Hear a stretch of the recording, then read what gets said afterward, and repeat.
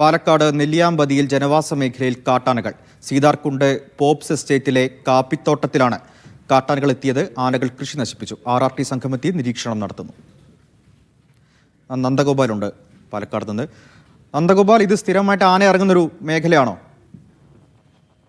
സച്ചിൻ, നിരന്തരം ആന ഇറങ്ങുന്ന ഒരു പ്രദേശമാണ്. ഇവിടെ ഇന്ന് രാവിലെ തൊട്ടാണ് 2 ആനകളെ ഈ പോപ്സ് എസ്റ്റേറ്റിലെ കാപ്പിത്തോട്ടത്തിൽ കണ്ടെത്തിയത്. പിന്നീട് ഈ ആനകളെ ഇവിടെ നിന്നും മാറ്റുന്നതിന് വേണ്ടി RRT സംഘം ഇവിടേക്ക് എത്തുകയും ചെയ്തിട്ടുണ്ടായിരുന്നു. പക്ഷേ നിലവിൽ ആനകളെ വനത്തിനകത്തേക്ക് തുരത്തേണ്ട എന്നൊരു തീരുമാനത്തിലാണ് വനംവകുപ്പുള്ളത്. അതിന് പ്രധാനപ്പെട്ട കാരണം വിനോദസഞ്ചാരികളടക്കം നിരവധി ആളുകൾ പോകുന്ന ഒരു പ്രദേശം കൂടിയാണ്.